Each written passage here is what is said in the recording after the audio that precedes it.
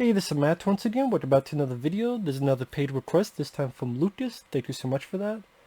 And for anyone who wants to request pretty much any type of video, feel free to send it either directly to my PayPal or join my Patreon.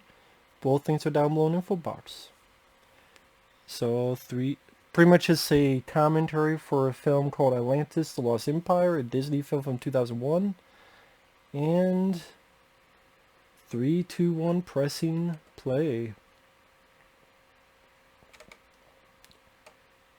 Walt Disney, when they were worth a shit. Nowadays, not so much. Because Marvel, I've kind of lost interest in. Lucasfilm or shit creek. But this is when Disney, like I said, was worth a shit. And around this time, they were actually trying to do different things, animation style, of CG as well as hand-drawn, and the mix between the two. And you had this film, you had Treasure Planet, and on the other end of the spectrum, you have Titan AE by Fox. Sadly, all these films were flops. Without a doubt, flops. Sad, but that's what happened.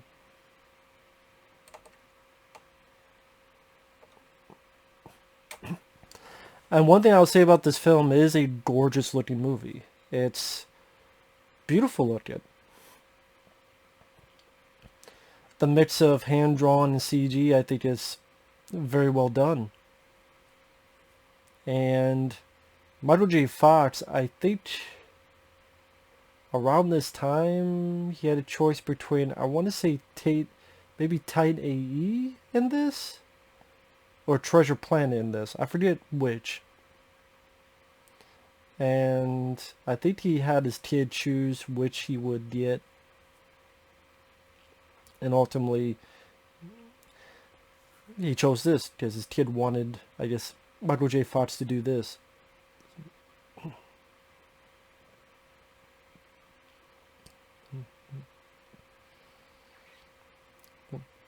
I just used to say this is almost the fall of Atlantis, or more like the sort of cocooning of Atlantis.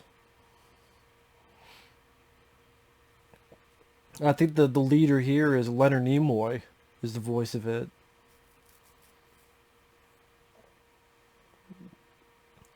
But of course, Atlantis, very technological race, able to encapsulate, encase itself from the incoming flood.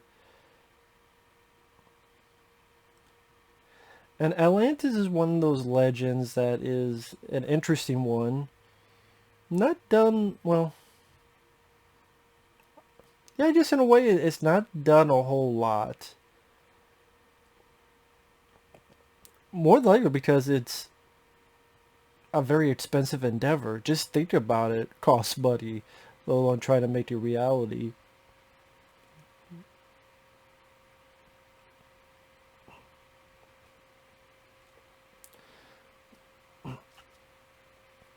Now, this is Michael J. Fox, of course, and I've always enjoyed him as an actor. Big fan of him. I think it's sad about what happened with his condition, because that is the reason why he didn't work and hasn't worked for a long time. And it sucks.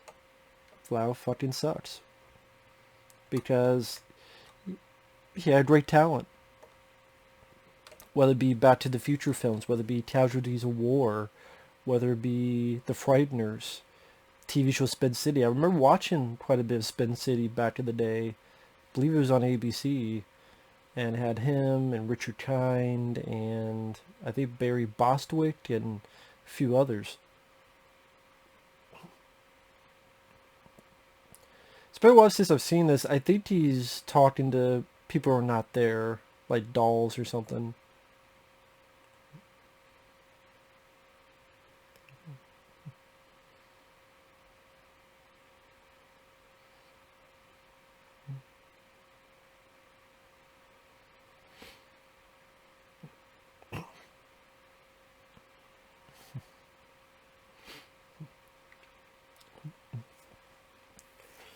But yeah, I mean, I can't really say I have much info on the making of the film. Although I believe someone mentioned there is a documentary on the film. I think when it was coming out, though.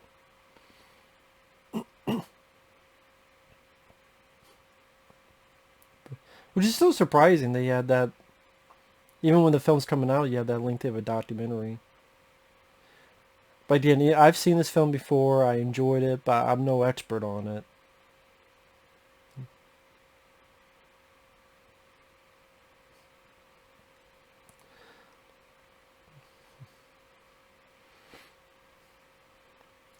Now, pretty much the whole deal here is that his father had an inkling for Atlantis. He wants to follow in his dad's footsteps.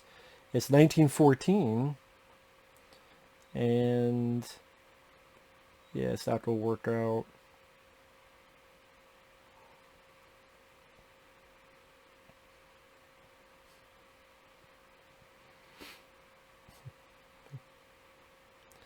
Yeah, but sadly, when the film came out, it did not do well. I think people were expecting the typical Disney, where's the singing, where's the dancing, and companies want something differently, not just the typical movie, also seen in park musical. Because think about it back in the day, whether it be Beauty and the Beast, whether it be The Lion King, Pocahontas, Mulan, there'd be story, then break down the song, and so on and so forth.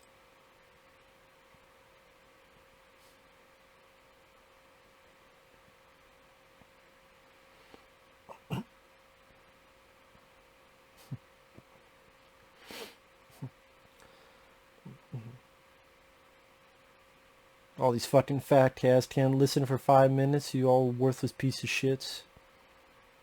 I could see you, fuckface. What are you, the penguin? Stick that umbrella up your ass.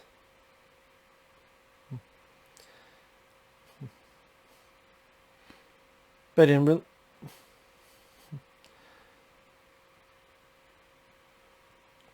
It does have a nice color scheme to everything.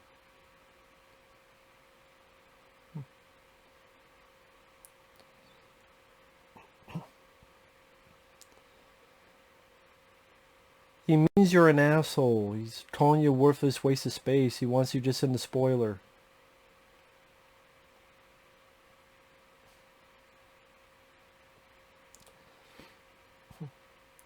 He don't give a fuck about your resignation. They're like, good.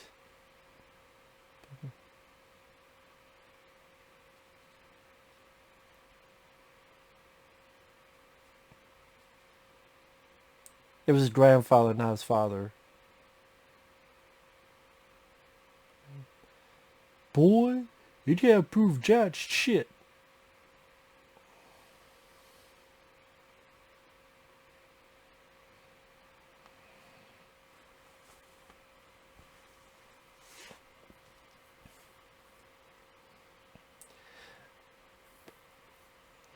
Of course, you have the set up the downtrodden hero who been kicked around, lives by himself, only has a cat.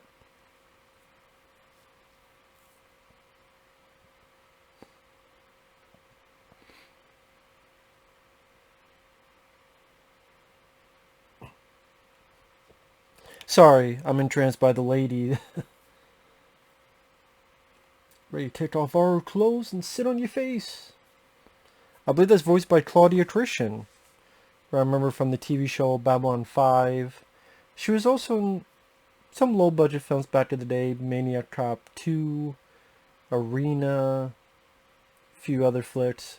But yeah, I think Babylon 5 is most famous role. And I've always been a fan of Claudia Christian.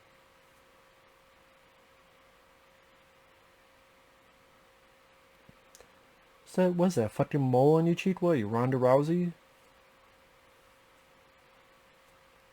I swear there's like a mole or something by her eye. Maybe precursor Ronda Rousey.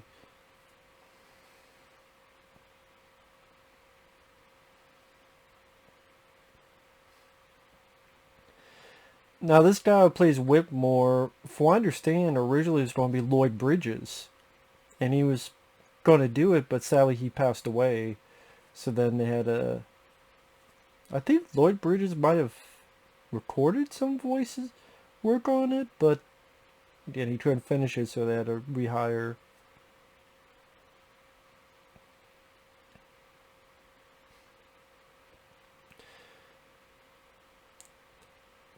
Stop showing your dick to the guy, man. Stop standing on your head and showing dicks to strangers. Fucking hashtag me too, motherfucker.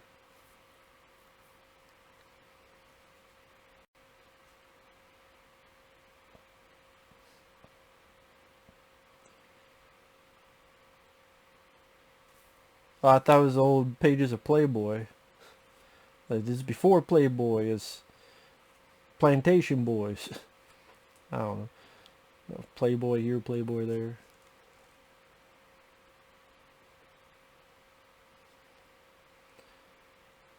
As that dial is old fucking penthouse letters. Version of fucking pornography.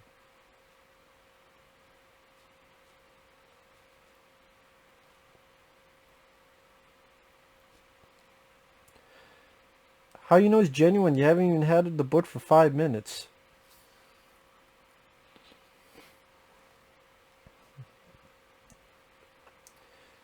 Some nice lighting. I like the bluish lighting in this. Like, again, when you watch this, especially in HD quality, it's very striking.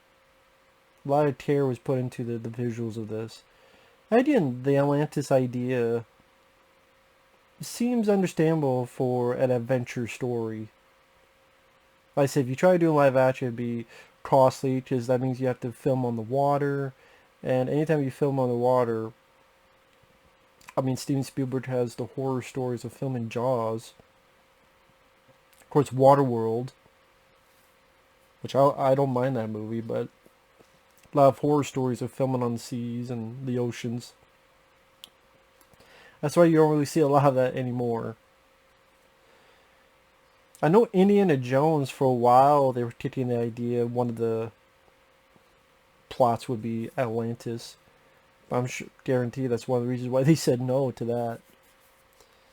On a tangent, no Indiana Jones 5. We don't need Indiana Jones 5. Not fucking needed. Sorry, not needed at all.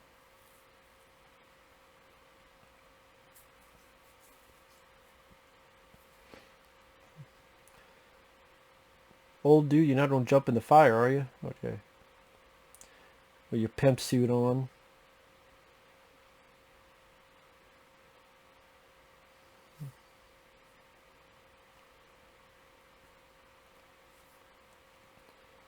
Vincenzo. I'm laughing because that's the guy whose father, Guido? He was on SNL. It was like, piece of cake, piece of plum cake.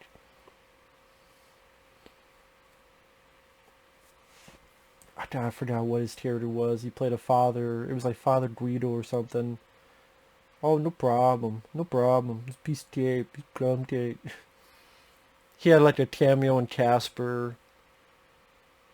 When he went to the house, came out, and his head's been twisted around, but he's still alive.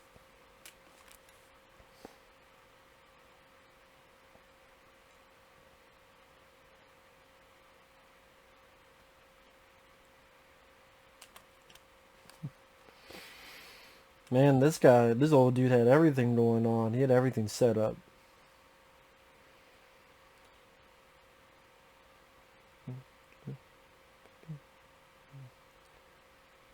I was going to say, just say yes, motherfucker. You can't even dress right. That's right, he's low barf. Sadly, that's what Disney executives were doing when the film came out, bombed so badly. They were barfing.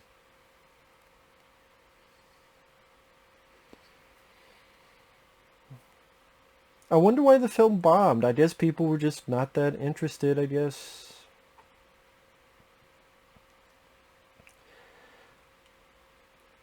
Jim Varney. Probably the last role he did. Because he passed away, I think before he finished entirely. So there's like 1 or 2 lines someone else had to do. And sadly, from what I understand, Jim Varney did not see the finished product, but he did see animatics. So he did see a little bit, but I did not the finished product. And Jim Varney, of course, played Ernest. Got Ernest goes to camp, goes to jail, saves Christmas, all that stuff. Also was a voice in the Toy Story films. Actually, I can't remember. I know he passed away during the making of the film. I don't know if it's the last film he was ever involved with. But how many films posthumously he was in.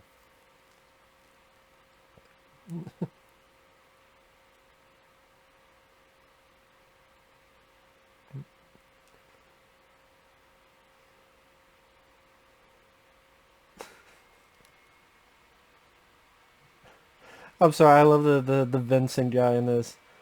Oh, just doing this. I got some notebook, notepad, dynamite, paper clips. This big, no problem. This is it. And this guy here is James Garner. May he rest in peace. James Garner definitely been in quite a few stuff. From back to the day of Maverick and support your local gunfire, support your local sheriff. He was on the Mel Gibson film Maverick. He was in a fun movie with Jack Lemmon called My Fellow Americans, which no one really talks about. That's a fun little film. I think he was in Space Cowboys, I believe, with Clint Eastwood.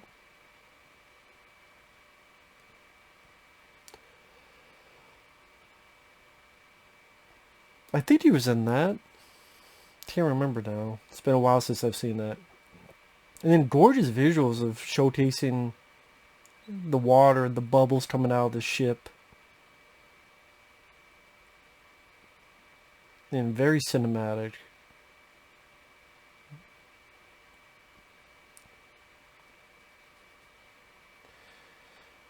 But I mean, this is why Disney doesn't want to take risks, but why should they in their mind? Because when they do, many times throughout the years, they bombed. Black Hole bombed. Tron wasn't the biggest moneymaker. This bombed. Treasure Planet didn't do well.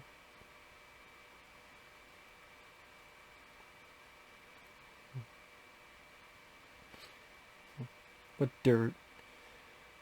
Don't have dirt in the fucking bed, asshole. Have it in your own fucking bed.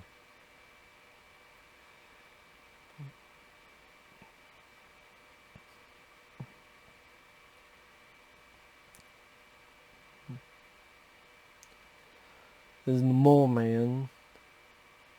Knowing anything based on a speck of dirt in his fingernail.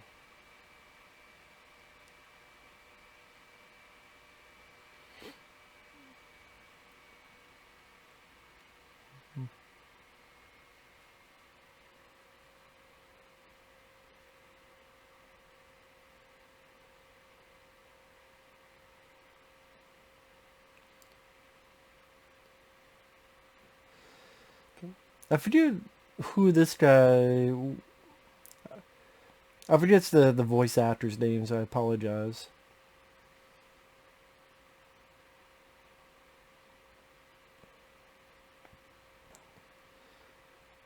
This character seems like it could be John Henry. A lot better than the shitty John Henry film. And what the fuck was the...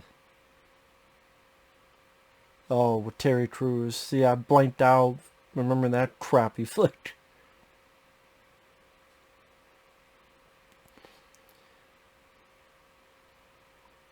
That's right, we come back here. We don't play poke the bear with your butt.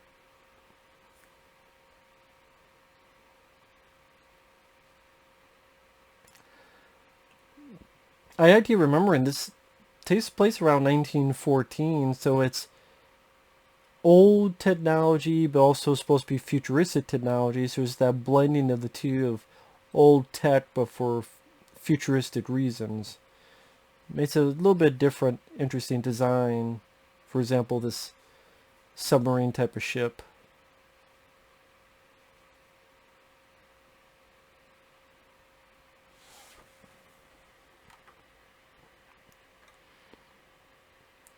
Let's see.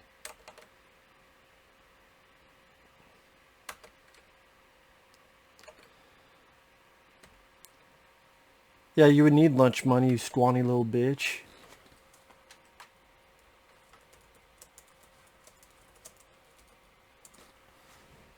It's alright, that little girl, this fucking bitch. Used to take lunch money from people who look like that. Well, look in the face and cry, bitch.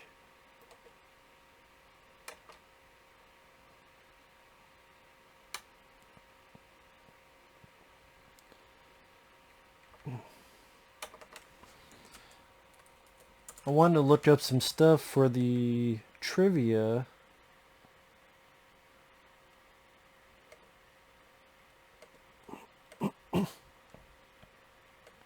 Sorry, I'm blanking out. I want to get the voice actors' names for this. They do a good job. They fit their roles well, and it's not super serious in the fact that it denounces any amount of consistent tone, but it's serious enough that it's not cringeworthy or seemingly embarrassing to watch either.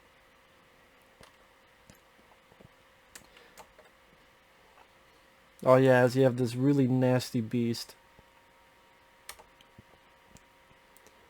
Yeah, pretty...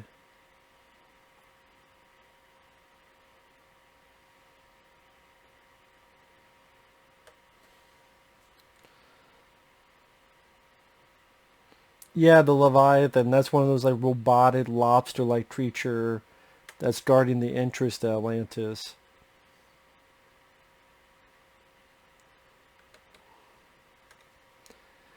And there's a sense of danger, because I do believe some people do die during this. Like, part of this crew do get killed. So there is a sense of danger and stakes raised during this journey.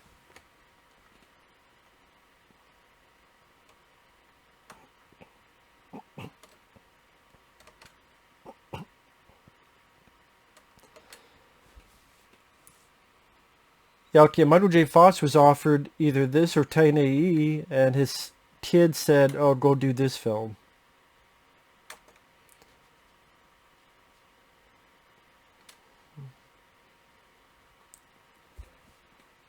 Nice touch with the color where it goes from blue to red because of the warning lights. And the animation flows fairly well, too. It's not herky-jerky or clunky or anything. And the CG is actually pretty decent for what kind of film this is. And this realization it's not an animal, it's literally a machine built.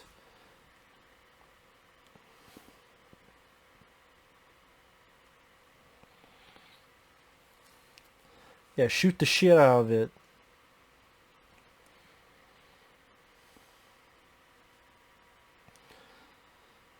Yeah, Michael J. Fox is your lead. James Garner is Commander Wark. Don Novello, he plays Vincenzo, our demolition expert. Okay, I wanted to get his name. Yeah, Don Novello. Yeah, he was in Father Guido Sarducci in Saturday Night Live. He played that character quite a few. He was in episodes of Married with Children, Blossom, and role in Casper.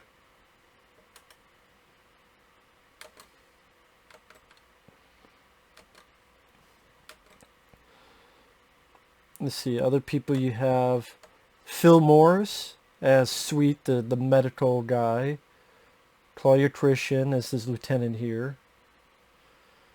Jacqueline Oberdors, she plays Ramirez, the teenage Puerto Rican mechanic.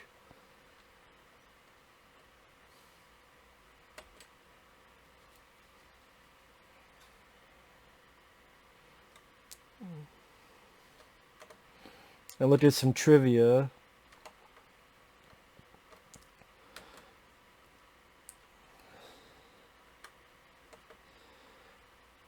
Yeah, sadly, Jim Varney died just before finishing the film. Yeah, that's too bad.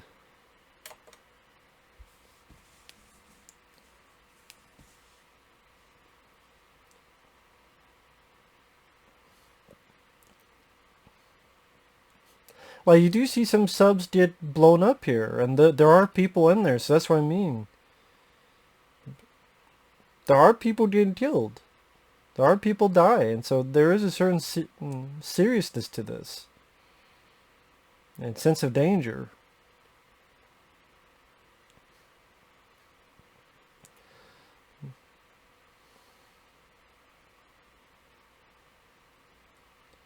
I like, from what I remember, they do take a moment to mention that. They don't just overlook it and gloss over it. I actually appreciate that. I think it'll be coming up in a bit. Could be wrong, but I believe it's coming up. And here they found the entrance to it. They do really cool art. It's weird to say art design, but yeah, here we go, the candles. And yeah, it's nice they take a moment.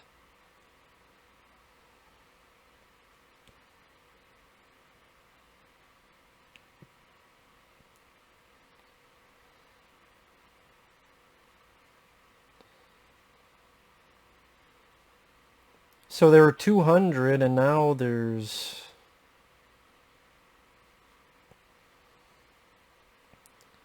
Yeah, how many? 1, 2, 3...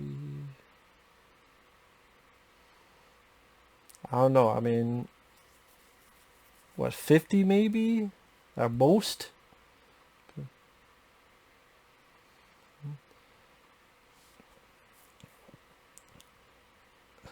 At most 50, probably less. So, yeah.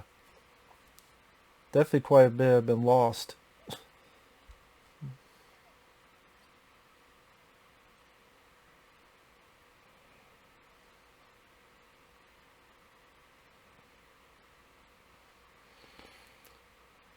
You can't drive for shit.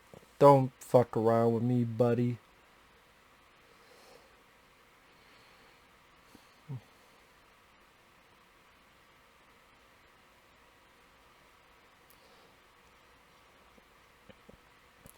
You have enough fucking soldiers, let one of them drive then.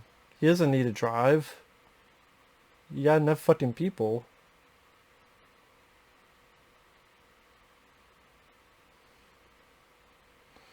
I like how big it definitely feels like, what's the word I'm looking for? Expansive.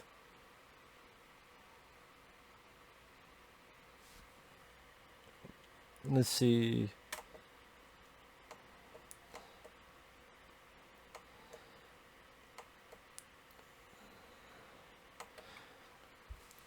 The crew had t-shirts that said Atlantis, fewer songs, more explosions.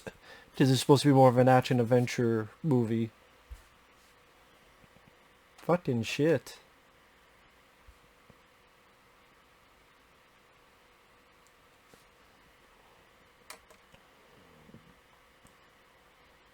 Let's see.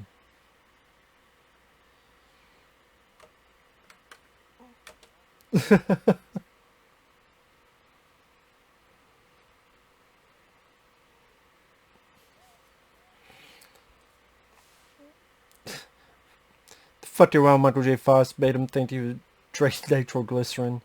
That's right, I forgot this. I haven't even mentioned. Mike Mignola, the creator of Hellboy, the comic books, provided a lot of the production sketches for this, and he was a big part of this project. So like the designs and the looks of a lot of stuff, that definitely brings a touch of, dare I say, class to it. I mean, Mike Mignola, the other guy who created Hellboy, he definitely knows about designs.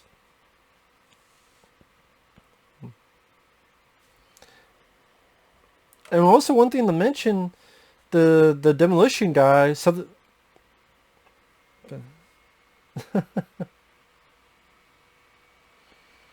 There are characters that smoke. Like the elderly lady, she was smoking. You have to go find that nowadays, a character that smokes in a Disney film. Not even live action, let alone animated, so... It's one of those little details you go, yeah, the elderly lady was smoking. They don't have that shit nowadays.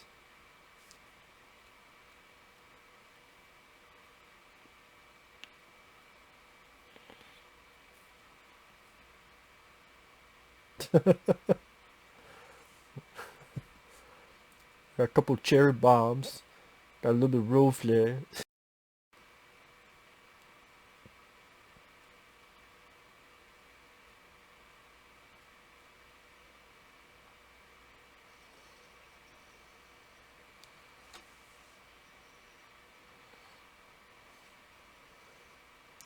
Fucked up, old man. Shit ain't working for jack shit.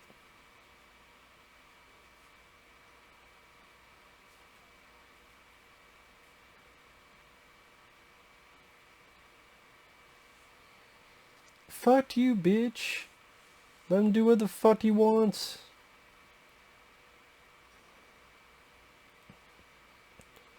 But there you go.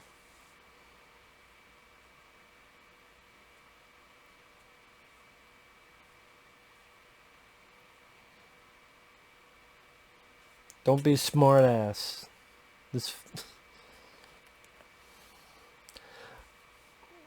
But Michael J. Fox, man, he's just a great talent, and then it just sucks that being a fan, we've lost so many other movies and other avenues of entertainment that he could have done and should have done because of the affliction he sadly got with Alzheimer's, and fucking sucks. Because he seems like a very nice guy. He's like a generally cool, nice guy, and just doesn't deserve it.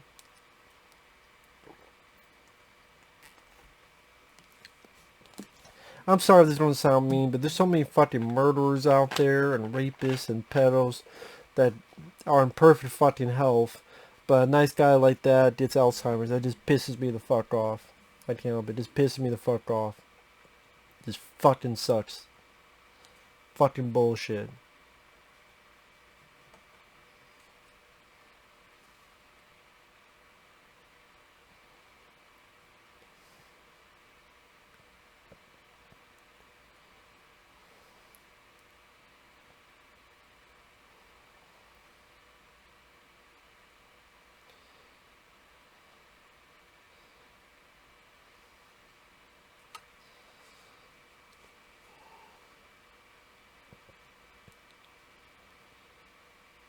Yeah, Jim Varney passed away February 12, 2000 at the age of 50. Producer of this film was saddened that Varney never saw the finished film, but mentioned that he was shown clips of the character's performance during his sight sessions and said that he loved it.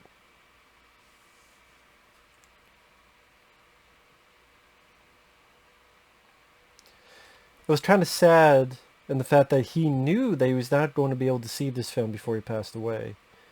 He did a bang-up job doing the voice work, knowing the fact that he was never going to see his last performance. That's really fucking sad. This is the first traditionally animated Disney film since The Black Cauldron to be released with a PG rating. And the fourth fully animated Disney film with that rating after The Black Cauldron, The Night Before Christmas, and Dinosaur. Which, funny enough, Dinosaur didn't do that well. Black Cauldron didn't do that well. Night Before Christmas did well, but yeah, most of the time, I don't know what it is. There's people didn't want to give this film a chance, I guess. No fucking clue.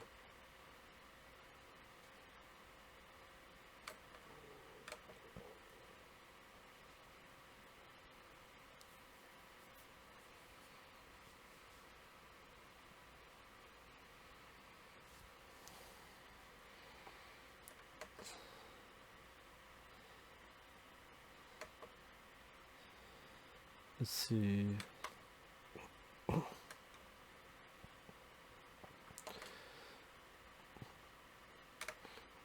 I want to see the development of this film. I mean, I know I'm talking over this. This is when they're getting a little bit more about the characters, the backstory about J. Fox. But here we have the idea for Atlantis was conceived in October 1996. A group of people were at a Mexican restaurant in California. They had recently done The Hunchback of Notre Dame, which I do enjoy that movie. they wanted to keep the crew of that together for another film. They drew inspiration from 20,000 Leagues Under the Sea. And it's like, well, why not do Atlantis? They researched the mythology of Atlantis.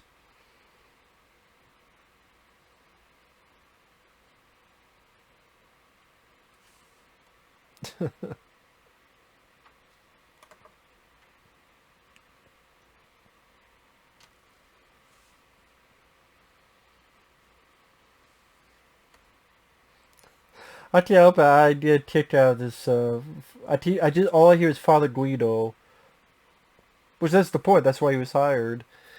Sadly, he didn't get hired in a lot of other like big budget movies, which is sad. Other than, and then he was in a role in Casper in '95.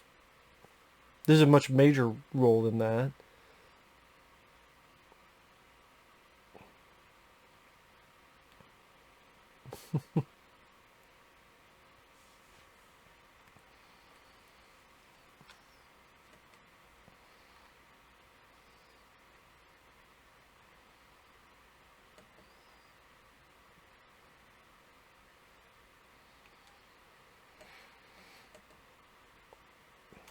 Ooh, this is a name that's you're not supposed to say nowadays. Joss Whedon was the first writer to be involved with the film, but soon left to work on other Disney projects. But he didn't do a shred of stuff for the movie, so there you go. Guy named Tab Murphy completed the screenplay. The initial draft was 155 pages. When the first two acts were timed at 120 minutes, the directors cut characters and sequences focused more on Milo. Oh, and focused more on Milo. That makes sense.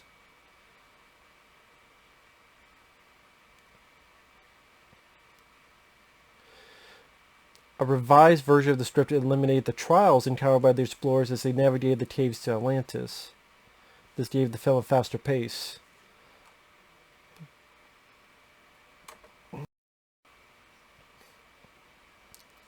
I just is understandable because we're like 37 minutes in, and we still have a little bit until they get to Atlantis.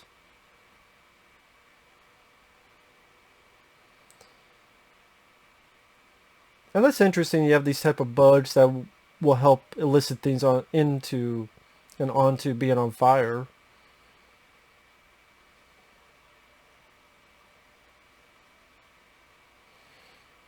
A nice wide shot showing the.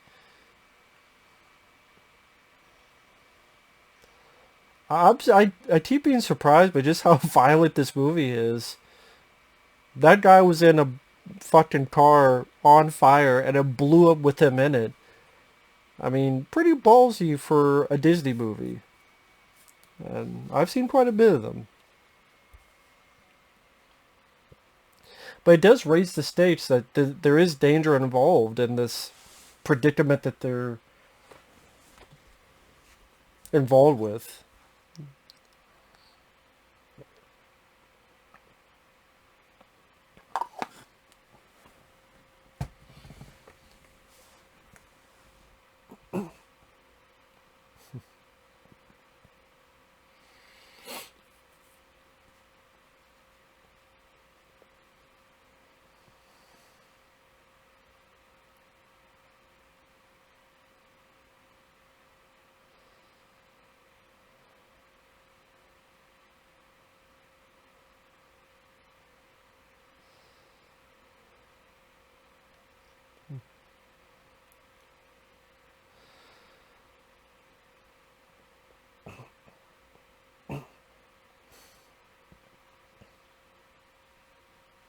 So and I'm watching the film again. Yeah, the interesting idea. They're in a dormant volcano.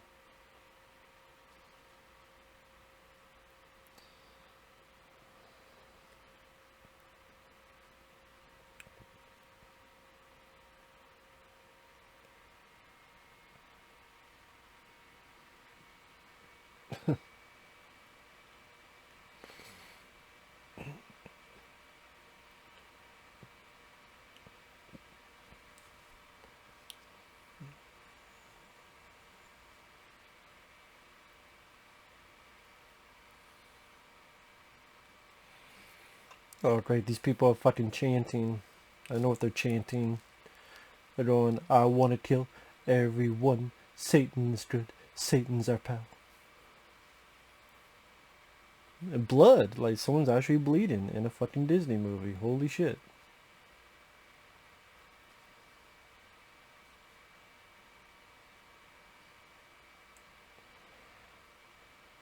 Oh my god, don't roofie you. No. You gave me the fucking herpes, lady. Nah, she healed them. And then they don't give me fucking herpes. Come back here, I want you to suck my dick. Get the fuck back here. Get back here, I want an orgy. Stop jumping for joy.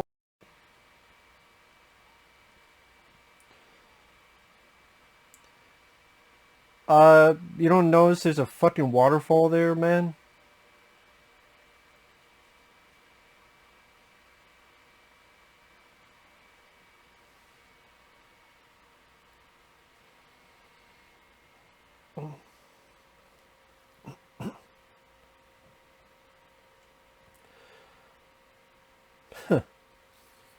Yeah, another beautiful visual.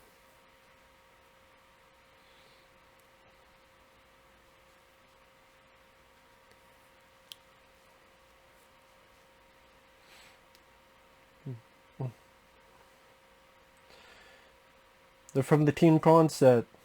They want to take you, see you, the big ape.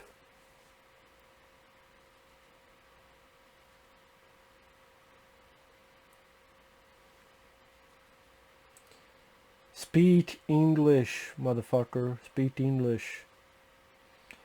I can't understand what the fuck you saying, lady.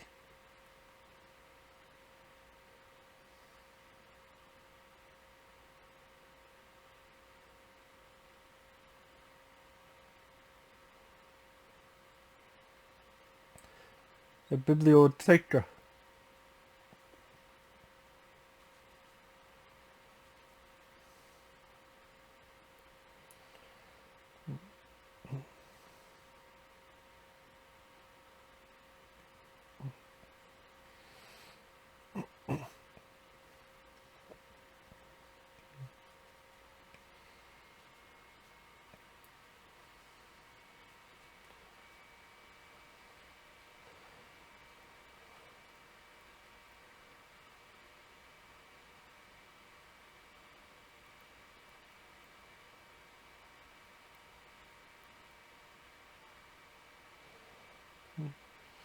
Oh, now you know English? Why the fuck did you say it in the first place? So now they know English. Okay.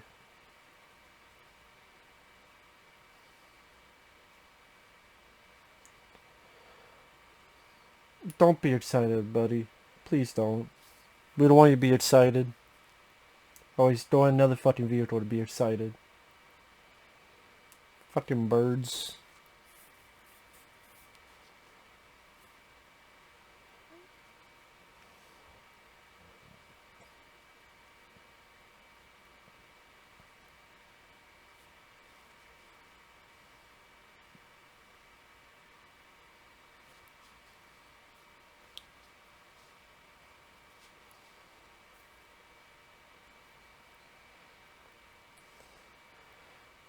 What the fuck does that mean too?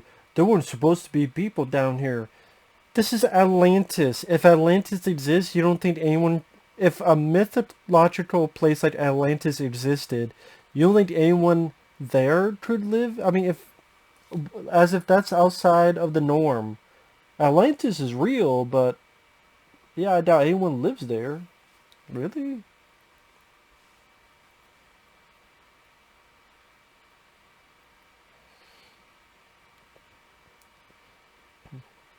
That's Leonard Nimoy. Who has no eyes.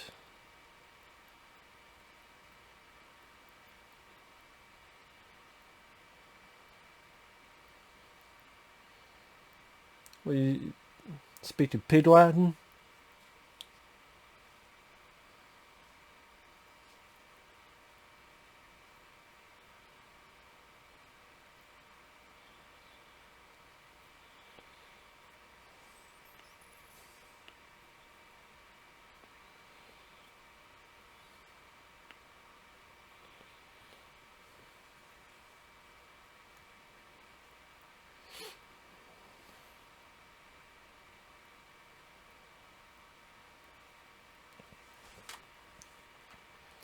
Sorry, now I'm just watching the film. I need to stop doing that.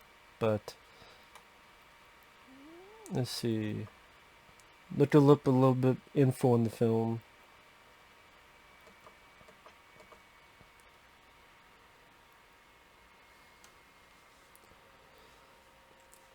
The character of Milo, Michael J. Fox's character, was originally supposed to be a descendant of Edward Teach, otherwise known as Blackbeard the Pirate. The directors later related him to an explorer so he would discover his inner talent for exploration. The character of... let's see... The absence of songs presented a challenge for a team accustomed to animating musicals, as solely action scenes would have to carry the film. It gave the team an opportunity for more on-screen character development. We have more screen time available to do a scene like where Milo and the explorers are camping out and learning about one another's histories. An entire sequence is devoted to having dinner and going to bed. It's not typically something we would have luxury of doing. Yeah, that's true. That's very much true.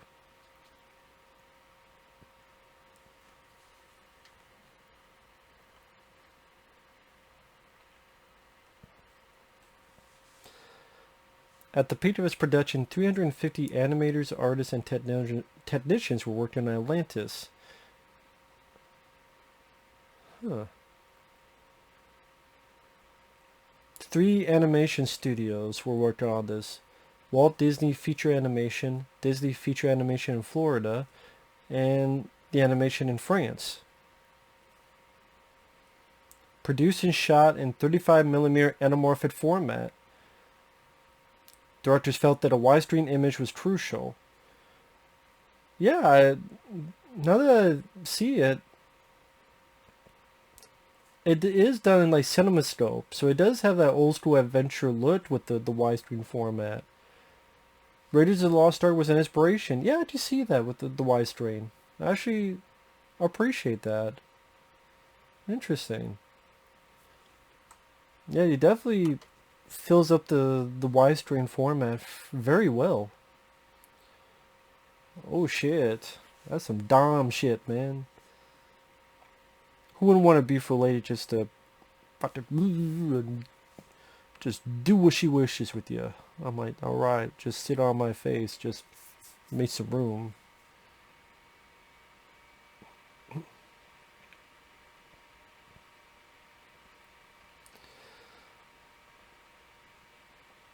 Wow, you're a nosy lady, ain't you?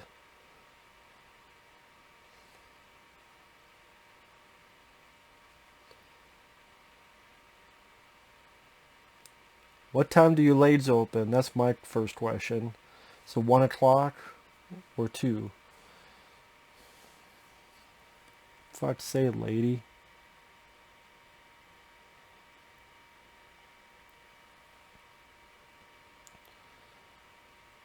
Yeah, because Disney, from what I understand, the usual aspect ratio usually didn't have like that widescreen type of format, and it does give a bit more of a scope to it, which is nice.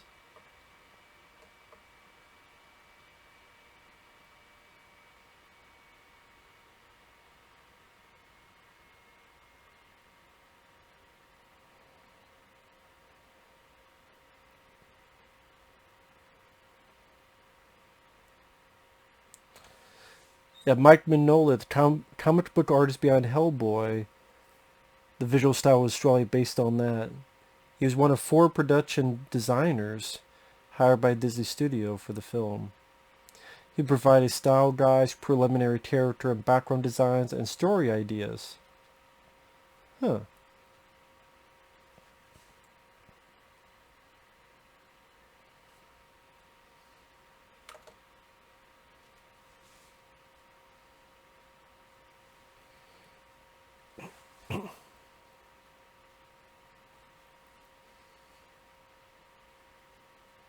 Okay, stop being so fucking pushy.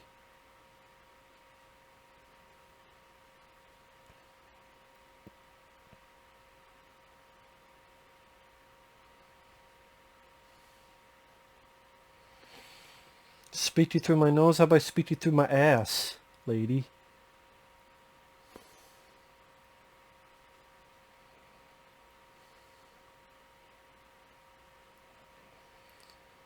Maybe it needs AA batteries, I don't know.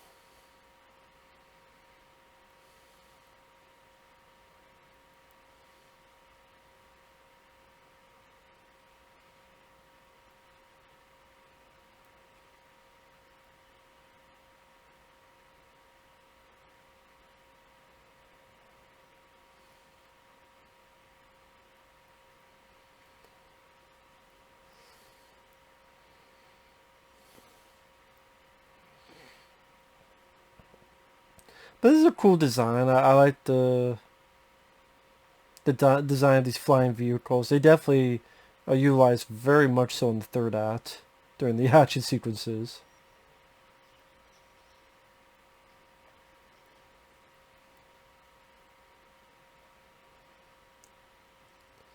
Come on, McFly, think. You fucked up the fly. Milo, where the fuck is Otis? No, I'm just kidding. But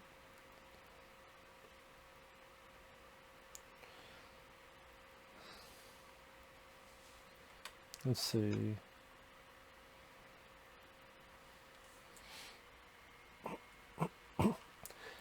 Atlantis was among Disney's first major attempts to utilize internet marketing. The film was promoted through Kellogg's, which created a website with mini games and a movie-based video game giveaway with UPC labels from specially marked packages of Atlantis breakfast cereal. The film was one of Disney's first marketing attempts through mobile network operators and allowed users to download games based on the film. McDonald's promoted the film with Happy Meal toys, food packaging, and in-store decor. The McDonald's advertising campaign involved TV, radio, and print advertisements beginning on the film's release date. Frito-Lay offered free admission tickets for the film on specially marked snack packages.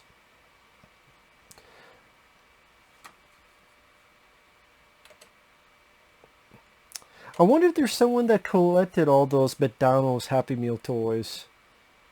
Not sure if I look on YouTube, I'll find someone who collected all of them. Wonder if they have the Atlantis Happy Meal toys. It wasn't McDonald's, but I remember, I forgot who did. Was it Hardee's?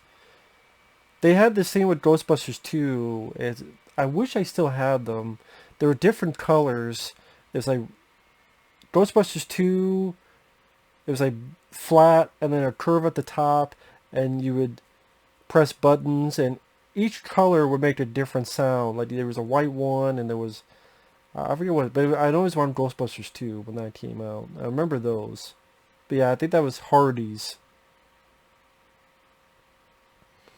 I gotta look into that. Actually, I'm not, so I don't forget.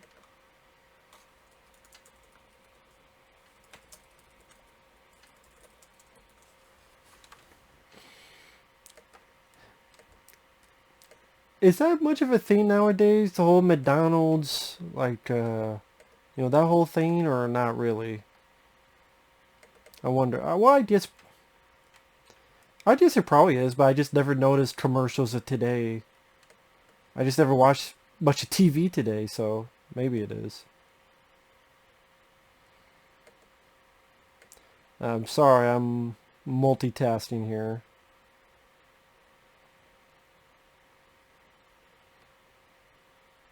Let's see.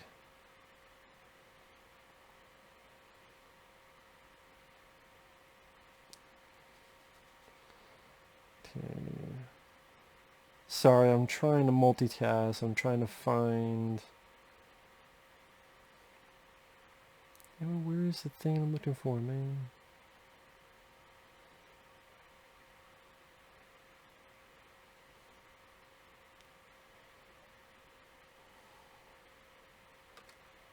There we go.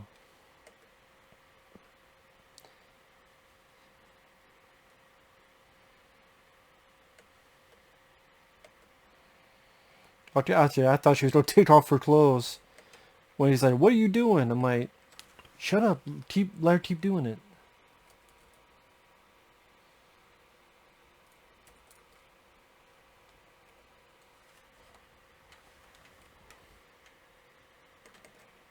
Fucking hell, man.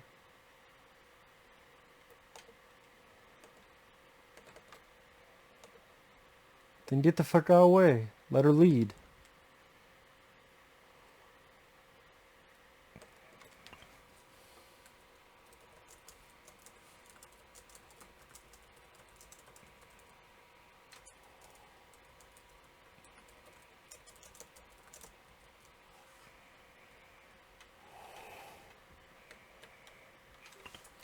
Yeah, sorry about this, guys.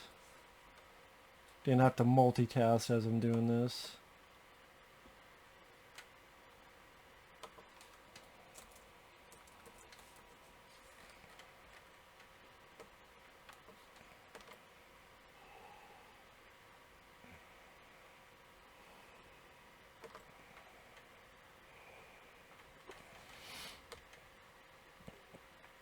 God, you fucking pushy lady. Calm the fuck down. You figure your shit out, then. Stop being so fucking pushy. God damn, lady. Pushy as shit.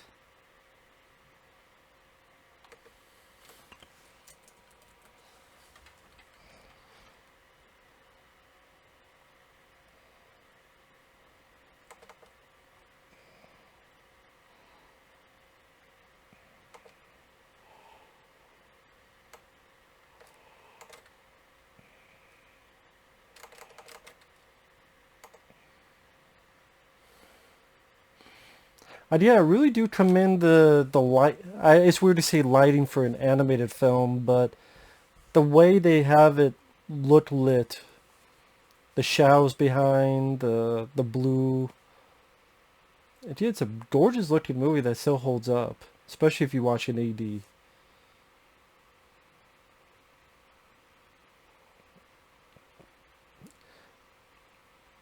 I think that's one of the reasons why it has a cult following, because of his visual look. And then, yeah, Michael J. Fox, James Garner, all these other voice actors. Again, it being different from the course with more action and less songs.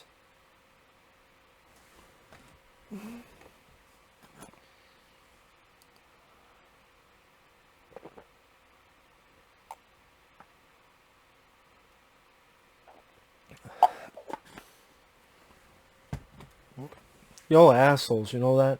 Y'all assholes.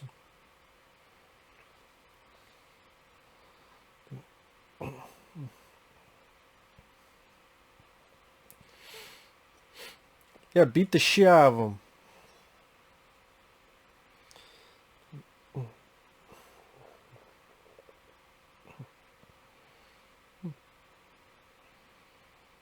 No, you're a mercenary. You fuckwit.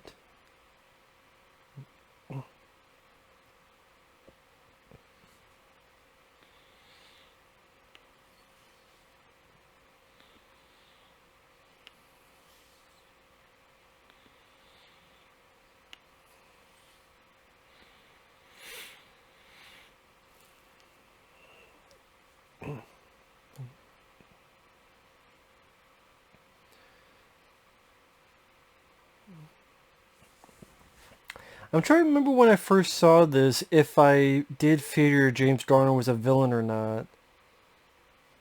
I don't think I did the first time I saw it. Can't remember.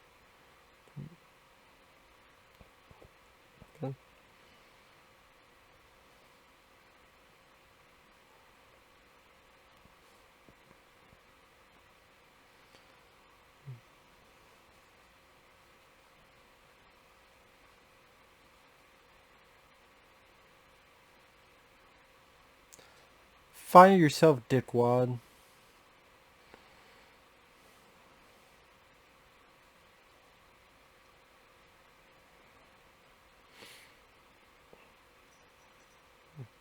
I'll tell you one thing, these other terrorists don't seem to give a flying fuck about other people's livelihood.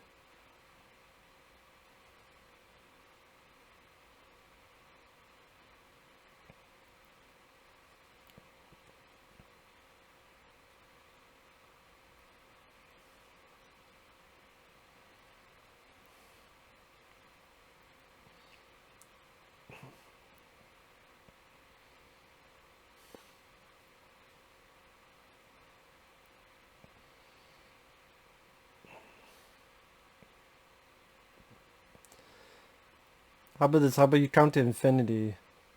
See how long that takes.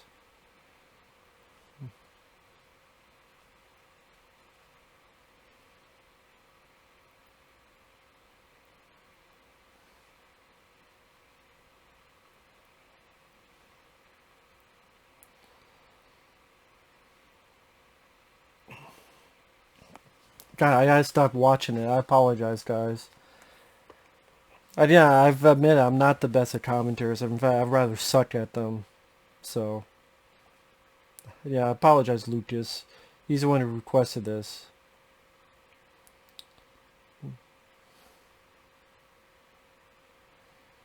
Again, really nice, good-looking sequences that really showcase the size of everything, showing the characters really tiny and just showcasing the scope of everything. And again, they utilize the widescreen to good effect. They don't waste the space, so to speak.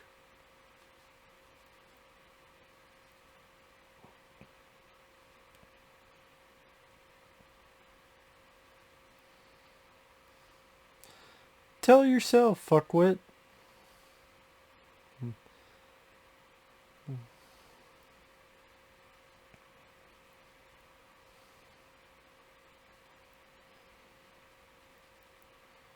There's fucking Zardoz around here.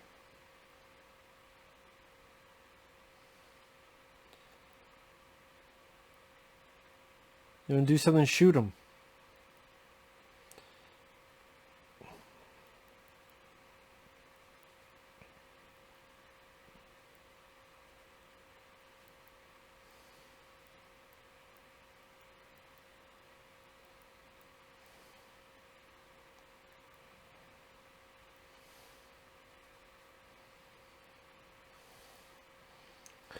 I don't really know what else to say. I'm sorry. I know I got like, what, 30 minutes.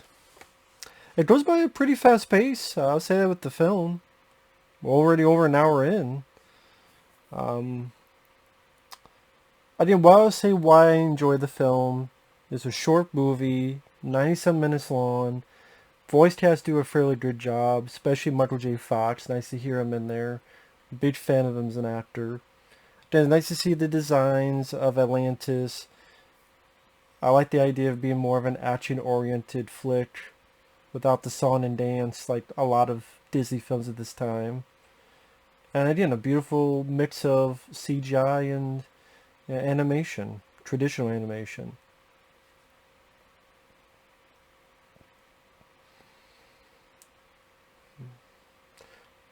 Walk on Water, what is it, Jesus? Well, nowadays she'd be Jesus. Jesus. Jesus.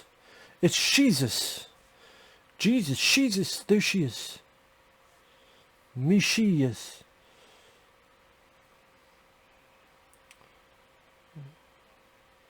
Oh, she's the fifth element. The fifth element. Uh-oh, they don't strangle her.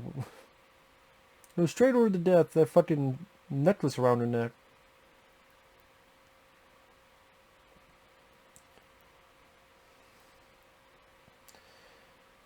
As soon as she gets there, it explodes, kills everybody. The end. If it had ended that way, I would just laugh and be like, what the fuck, movie? Yeah. The Easter Island faces are turning faster and faster now. Watch out for the Easter Island faces.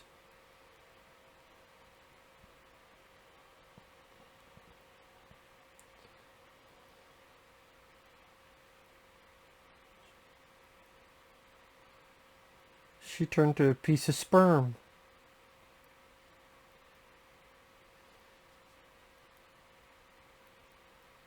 She's gonna blow. What is it, fucking V'ger? She got with her creator. Have we witnessed a new life form?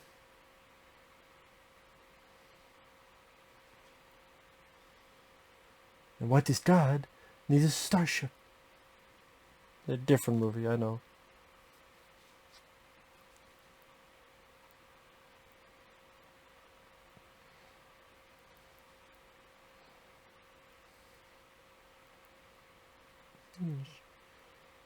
She's fucking dead, man. She's fucking ghost.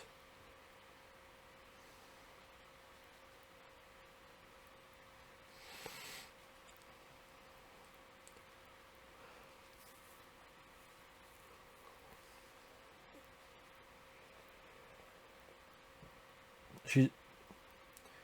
Yeah, don't touch her. She's walking like an Egyptian.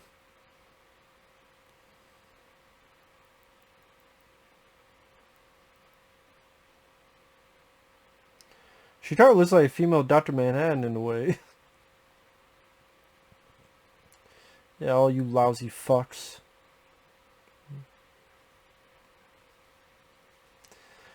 Kiss my ass, man. Shove them guns up your fucking culo.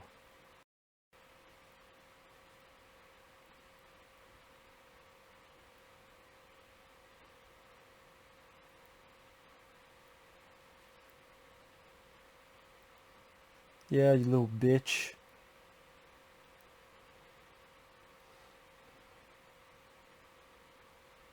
Yeah, each flower could be for a victim, you fuckwit.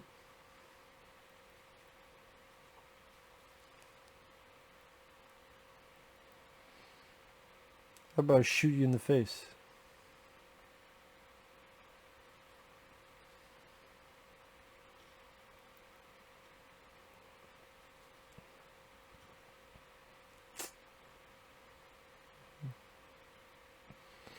Didn't you have blood right there?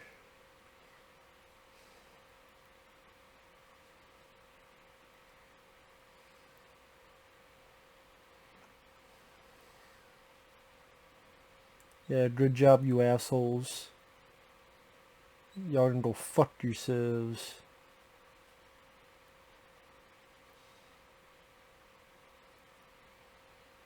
Oh, now you take your stand? Like you could have done that 20 minutes before. Now you're taking a stand? Could have taken a stand when you had all the fucking guns, but now you're not? What the fuck changed their mind? I just didn't punch in the face or something, you know? Oh, now y'all change your minds. Seriously, when the fuck do y'all change your minds?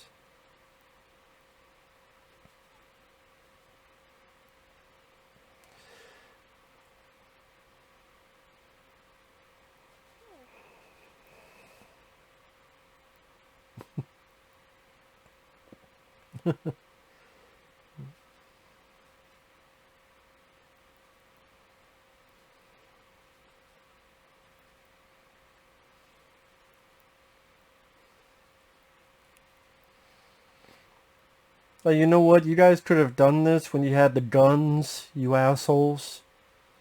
You know, bang bang.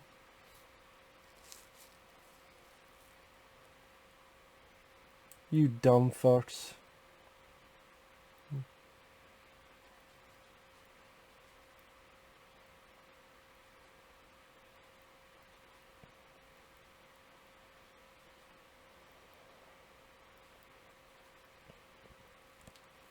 Well, shit.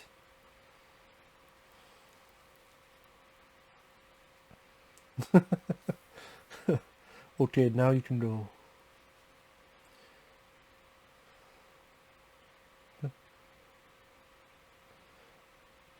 Damn, that one punch gave him internal bleeding? Holy shit.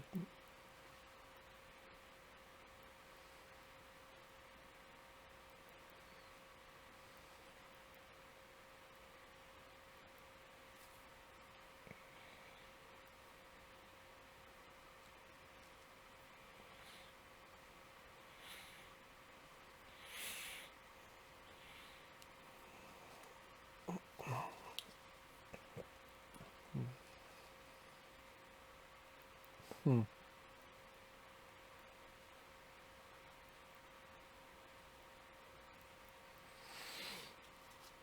Again, sorry that I'm just watching the film. I'm just... The movie kind of speaks for itself to a point.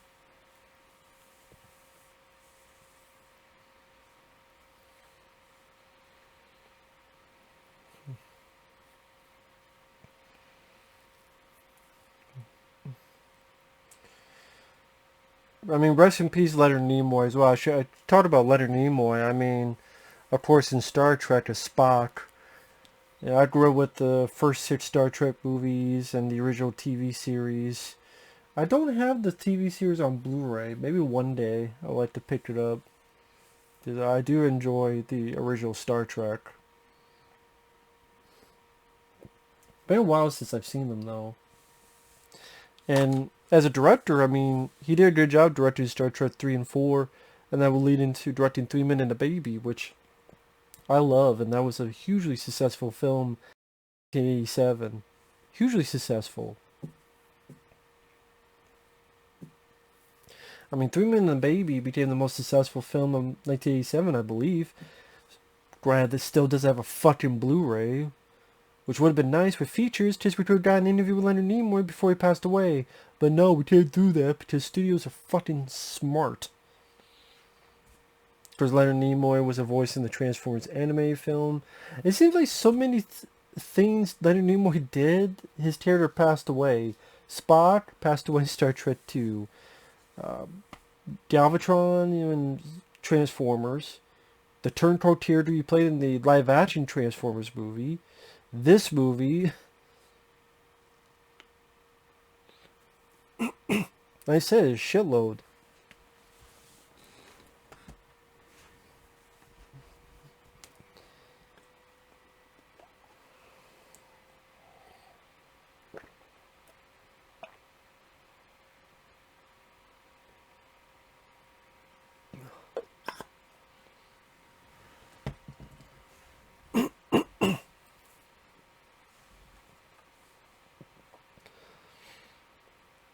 Well, take some responsibility as well, sweet. You're a fucking guy who went along with it.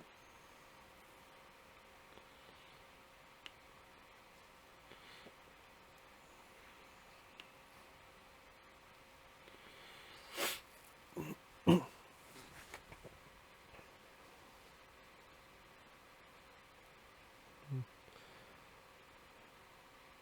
going to kick some ass. You want to help me? You don't just stand around with the thumb up your ass.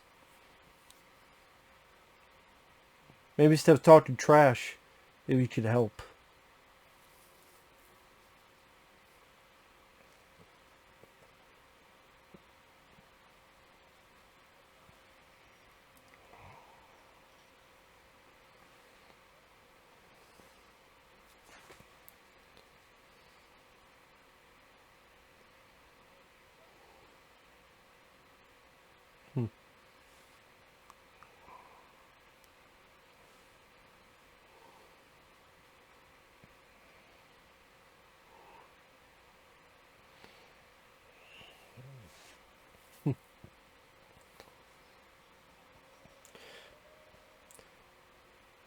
Yeah, I like the movement of these flying vehicles. Nice certain smoothness to it, which I think is purely the combination of, like, you have the traditional animated figures, but I think the movements might be the CGI portions. And this stuff was beautiful at the time. I mean, another example of that, which I have over here, is Titan AE. Like this animation looks gorgeous as well. Another great flick that I would say I like this more than Atlantis, but Atlantis is still a good one, but this one definitely does not deserve the bomb. Completely underrated film. Deserves an official Blu-ray, because this is a Blu-ray I bought from someone online who made it, who does a great job. But yeah.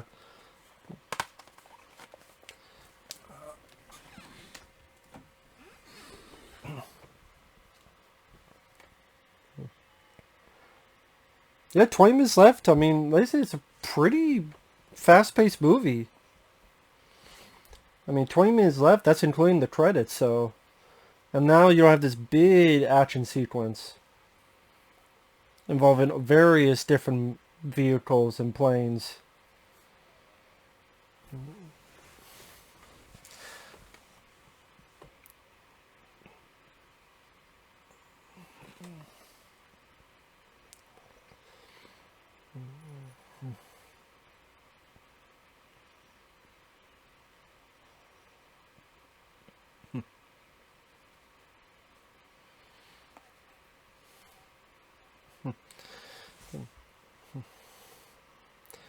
And man, there's a lot of stuff going on during this action sequence. Like the variety of just so many different implemental vehicles flying around.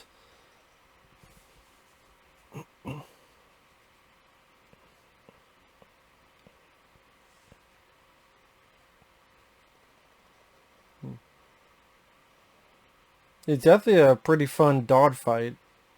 There's all the various amount of flying vehicles, flying, just going everywhere. Just a decent sense of environment as well. I never really find it confusing.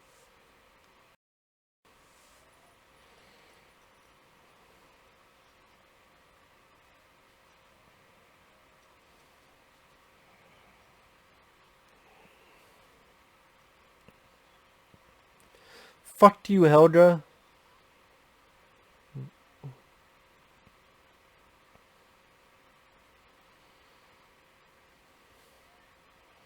Oh shit.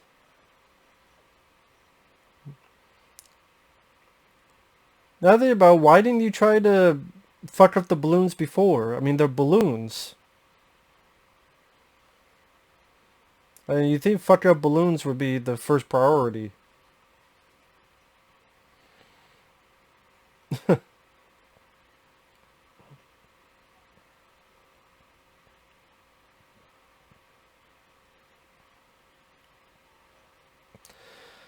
Well, there goes Claudia Christian's character.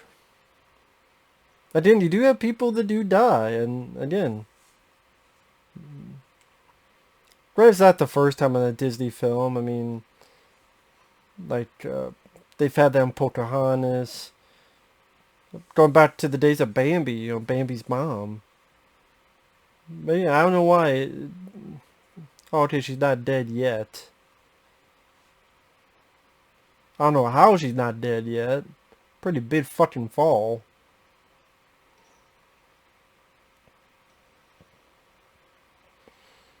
Fucking Hindenburg Part 2 right there.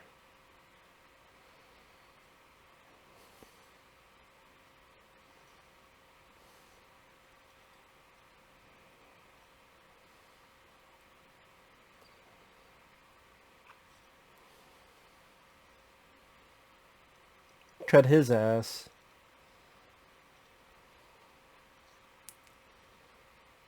Oh shit.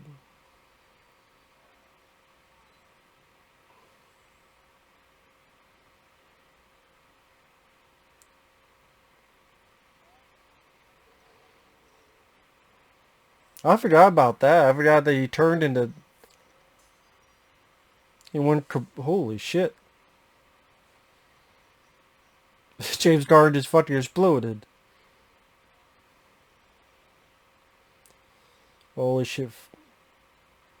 Get away with the fucking fireball.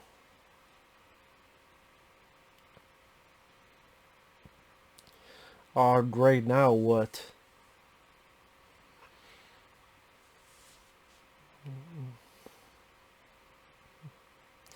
Oh yeah, this is... Now I remember this.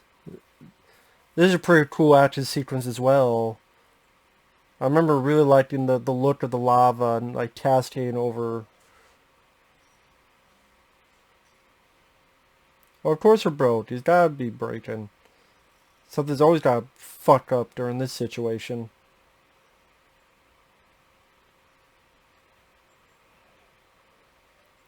Yeah, let's get the fuck out of Dodge, man. There you go. I didn't love the movement, very fluid, swift movement throughout this sequence. Which, as much as I crap on CGI, I give credit to that. That's the way of doing it well. Same with Titan AE. To do that fluidity during the action sequences. That's a plus, a big plus.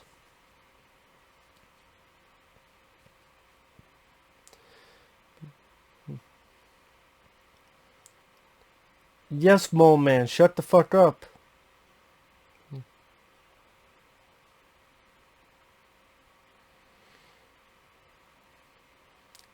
Come on, Miss Manhattan, do your fucking thing.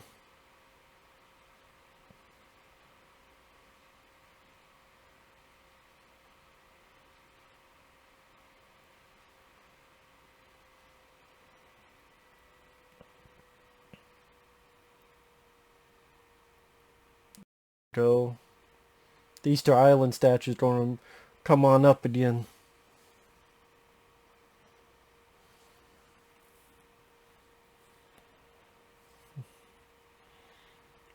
And she really is the fifth element.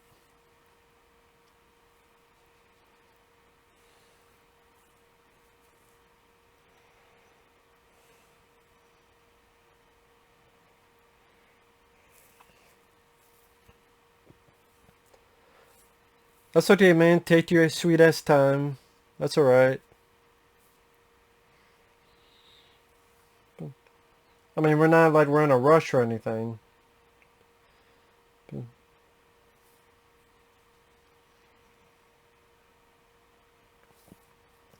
Fuck, is Superman gonna come next to fight these guys?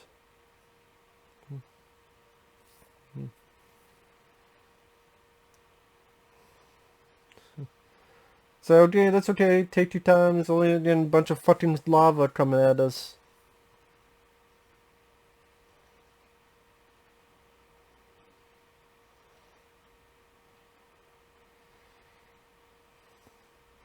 What are you, the last airbender?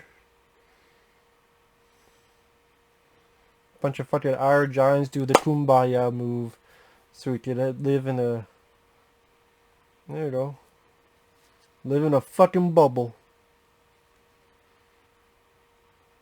Inside the dome, just like that Simpsons movie.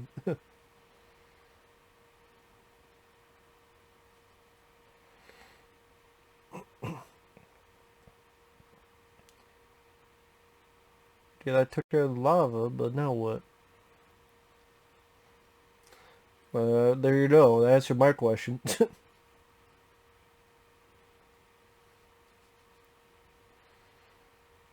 There's a lot of fucking debris in this.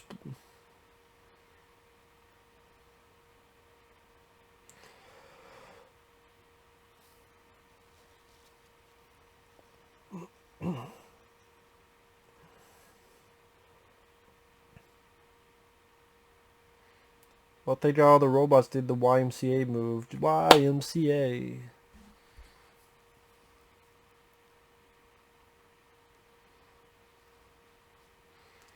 What, she don't blow up too? Nah. Hey, don't touch her. It's Me Too. She'll be part of the Me Too movement. She'll talk to Alyssa Milano and sue you. Don't get too close to her. She'll sue you. What is that? Is that from her Mamma Mia or something else?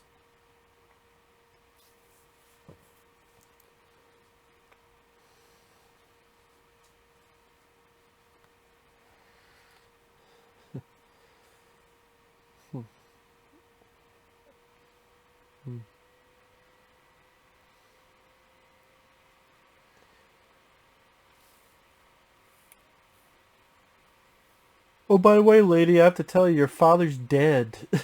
You don't know this yet, but you'll find out soon. By the way, your father's dead.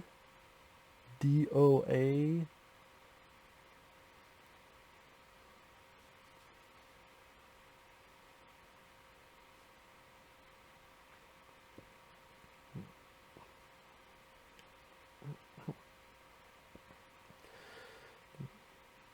Or is the father dead?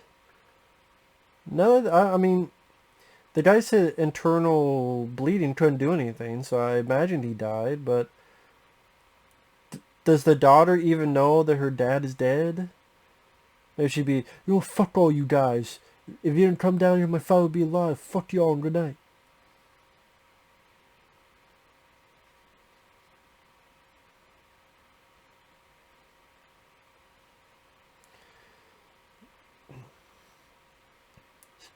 Stop fucking hitting me, bitch.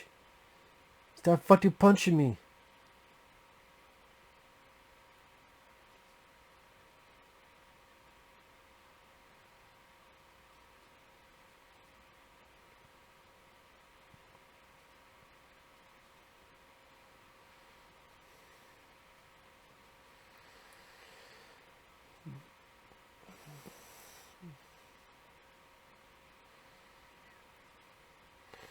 Yep, I'm gonna break your neck, and there you go.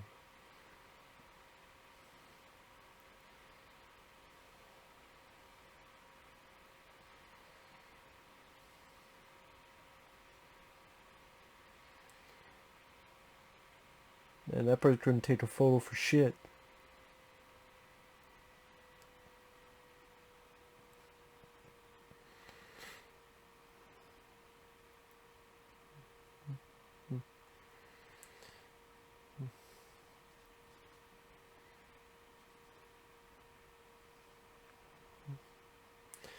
Yeah.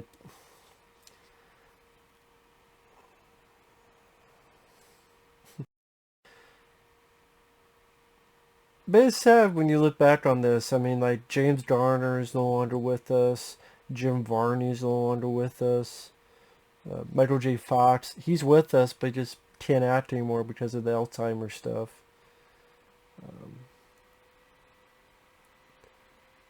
I think just sad because of stuff like that. Leonard Nimoy is no longer with us.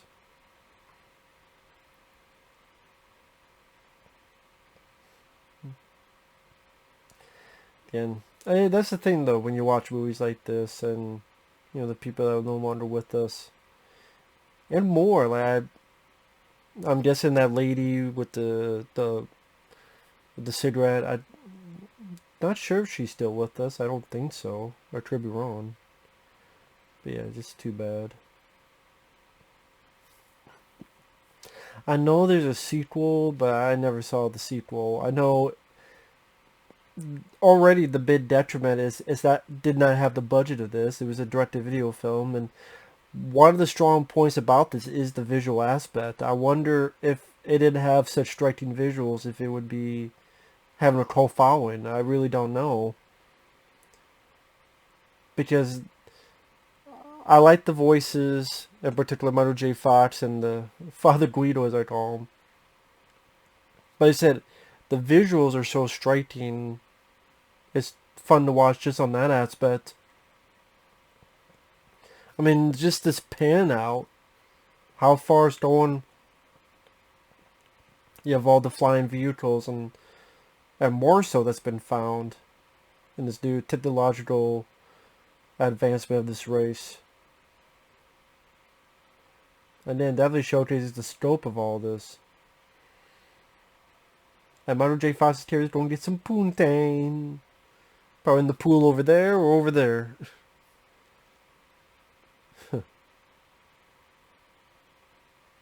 And yeah, not a long film at all. Hour and 29 minutes. That's without the end credits.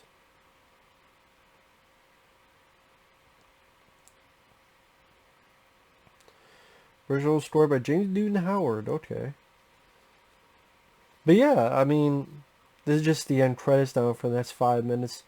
Overall, like I said, it's a film where I keep mentioning about the visual style is beautiful to look at. And you just say that for quite a few films at this time, like Treasure Planet and what was the other movie I was thinking of? I mean, Tiny with another company, but I swear there's another one that was on the tip of my tongue. Treasure Planet, this movie, God. That'll probably come to me after this is done. But yeah, beautiful looking film. Sadly didn't do well when it came out. Maybe people just were not interested. Atlantis is a story. Maybe this is a time where Disney, it was more for parents wanting to take their kids, hey, let's song and dance. But if it was an action, they would rather prefer live action. Maybe that was the case. I don't know. But yeah, Don Novello as Vinny. Phil Morris as Dr. Sweet. And I mentioned, Jim Varney, may he rest in peace. Leonard Nimoy, may he rest in peace. James Garner, may he rest in peace. Fuck.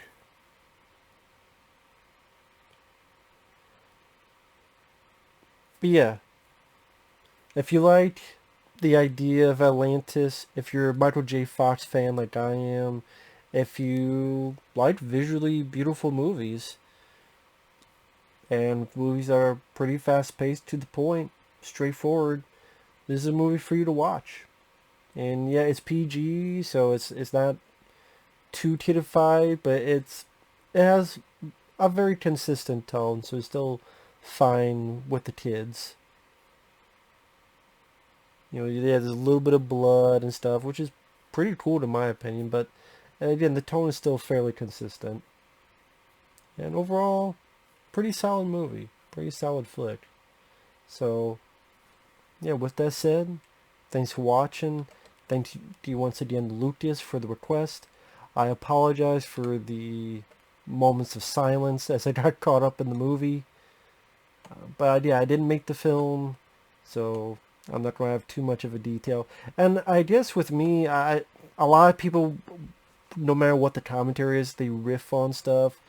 I don't really do that if it's a film I like. I do that for a film if I dislike it. I'll make fun of it till the cows come home, but if I like it, I like it, so I don't really make fun of it much unless it's something really, really stupid within it. But other than that, any issues I have with the film? I mean, not really. I mean, this is pretty fast-paced. I actually would not have minded if it was a bit longer, honestly. If there was a bit more with some of those characters. But other than that, yeah, I liked it. So thanks for watching. Take care. We'll see you guys later. Bye-bye.